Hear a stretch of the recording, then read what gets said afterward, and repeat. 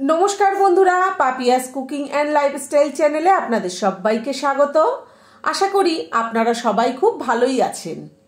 আজকে আমি কচি সজনের ডাঁটার ঝাল চচ্চড়ি তৈরি করে দেখাবো আপনাদেরকে। তো আমার এই ভিডিওটা না টেনে শেষ পর্যন্ত পুরোটা দেখবেন। ভালো লাগলে লাইক কমেন্ট শেয়ার করবেন, আর আমার সঙ্গে থেকে দেখতে থাকুন আমি কি দিয়ে কিভাবে এই সজনের ডাঁটার ঝাল চচ্চড়ি তৈরি করছি। আজকে কচি সজনের ডাঁটার চচ্চড়ি তৈরি করে দেখাবো। তার জন্য দেখুন এখানে 300 গ্রাম ডাঁটা নিয়েছি। সজনের ডাঁটাগুলো কিন্তু খুবই কচি। এবার এই ডাঁটাগুলোকে কেটে নেব। দেখুন বন্ধুরা, সজনের ডাঁটা কেটে নিয়ে চলে এসেছি। আবারও দেখুন গায়ের খোসাটা তুলে দিয়েছি, দিয়ে এই রকম সাইজের কেটে নিয়েছি। আর সজনের ডাঁটাটা কেটে পরিষ্কার করে ধুয়ে নিয়েছি। আর 3টে মিডিয়াম সাইজের আলু এরকম পাতলা করে কেটে নিয়েছি। একটা বেগুন এইভাবে কেটে নিয়েছি। আর মশলার জন্যে এই চামচের 1 চামচ কালো সর্ষে নিয়েছি, 2 চামচ সাদা সর্ষে নিয়েছি, 2 চামচ পোস্ত নিয়েছি, আর এখানে 7-8টা কাঁচা পাকা লঙ্কা নিয়েছি। গ্যাসে একটা কড়াই বসিয়ে দিয়েছি, আর গ্যাসের ফ্লেমটা হাইতে করে দিয়েছি। 1 চামচ সর্ষের তেল দিলাম। তেল গরম হয়ে গেছে, কড়াইয়ের গায়ে ভালোভাবে মাখিয়ে দিলাম। তেলে সামান্য একটু হলুদ দিলাম। বেগুনটা কেটে রেখেছিলাম, সেই বেগুনটা দিয়ে দিচ্ছি। তেল গরম হয়ে গেলে গ্যাসের ফ্লেমটা লোতে করে দিয়েছিলাম যাতে হলুদটা পুড়ে না যায়। এবার গ্যাসের ফ্লেমটা আবারও হাইতে করে দিয়ে 1-1.5 মিনিট বেগুনটাকে ভেজে নেব। আপনারা তেলে হলুদ না দিয়ে বেগুনেও হলুদটা মাখিয়ে নিতে পারেন। 1-1.5 মিনিট বেগুন ভাজা হয়ে গেছে। এবার কড়াই থেকে নামিয়ে নেব। বেগুন নামিয়ে নিয়ে আবারও কড়াইতে তেল দিয়ে দিচ্ছি। এবার কিন্তু তেল একটু বেশি পরিমাণে দিয়েছি। এই তেলে কেটে রাখা আলুটা দিয়ে দিচ্ছি। আমি কিন্তু পুরো রান্নাটাই সর্ষের তেলে করব। সামান্য একটু হলুদ দিলাম। গ্যাসের ফ্লেমটা লোতে রেখে 2-3 মিনিট আলুটা ভেজে নেব। আর যতক্ষণ আলু ভাজবো ততক্ষণে শিলনোড়ায় মশলা বেটে নেব। দেখুন বন্ধুরা, সর্ষে, পোস্ত, কাঁচা লঙ্কা আমি শিলনোড়ায় বেটে নিচ্ছি।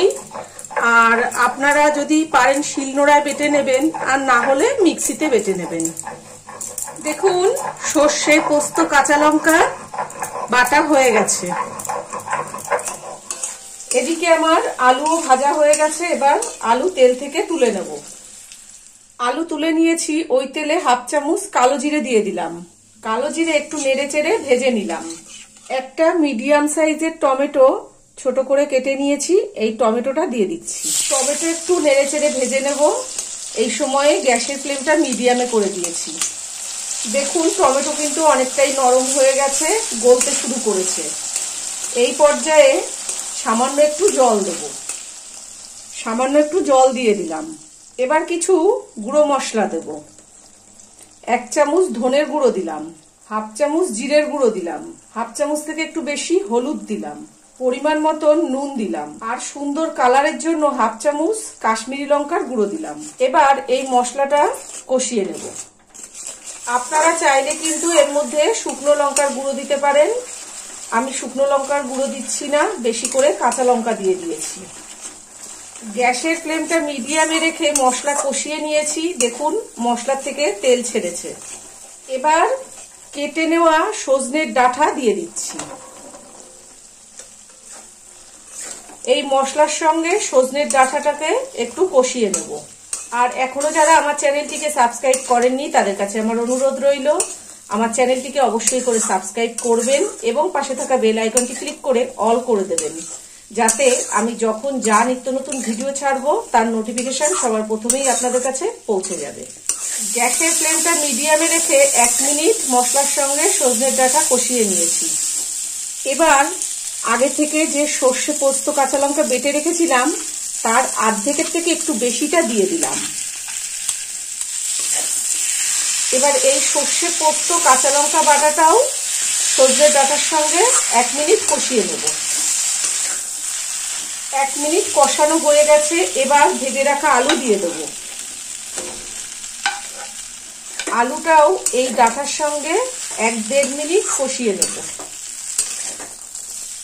আলু, সজনের ডাঁটা আর মশলা 1.5 মিনিট কষানো হয়ে গেছে। এবার পরিমাণ মতন জল দিয়ে দেব। শিলনোড়াটা ধুয়ে জল দিয়ে দিলাম। জলটা একটু কম হয়ে গেছে, আমি আর একটু জল দিলাম। এবার আগে থেকে ভেজে রাখা বেগুন দিয়ে দিলাম। যেহেতু রান্নাটা সম্পূর্ণ নিরামিষ, একটু মিষ্টি না দিলে খেতে ভালো লাগবে না। 2 চামচ চিনি দিলাম, আবারও একটু হলুদ দিলাম, আবারও পরিমাণ মতো নুন দিলাম। মুখ ফাটিয়ে 3টে কাঁচা পাকা লঙ্কা দিলাম, আর যে মশলাটা বাটা ছিল সেই মশলাটা দিয়ে দিলাম। এবার এই সবকিছু সজনের ডাঁটা আলুর সঙ্গে ভালোভাবে মিশিয়ে দেব। এইভাবে পরে একটু মশলা দিলে খেতে কিন্তু খুব স্বাদ হয়। দেখুন সবকিছু ভালোভাবে মেশানো হয়ে গেছে। এবার 3-4 মিনিটের জন্য ঢাকা দিয়ে দেব। গ্যাসের ফ্লেমটা মিডিয়ামে করে 3-4 মিনিটের জন্য ঢাকা দিয়ে দিলাম। 4 মিনিট হয়ে গেছে, আমি এবার ঢাকাটা খুলে দিচ্ছি। এই 4 মিনিটের মধ্যে আমি কিন্তু একবারও ঢাকা খুলিনি। দেখুন কত সুন্দর হয়েছে রান্নাটা। আর আপনারা যখন এই রান্নাটা করবেন, নুন, ঝাল, মিষ্টি আপনাদের নিজেদের স্বাদ মতন দিয়ে দেবেন। সব কিন্তু খুব সুন্দর সেদ্ধ হয়ে গেছে।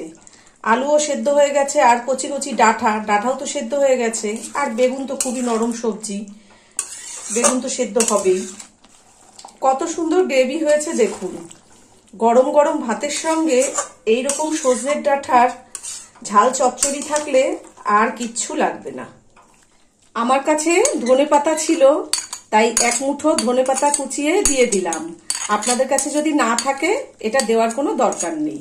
ধনেপাতাটা দিলে তরকারির স্বাদটা একটু অন্যরকম হয়। এবার 3 চামচ সর্ষের তেল দিয়ে দিলাম।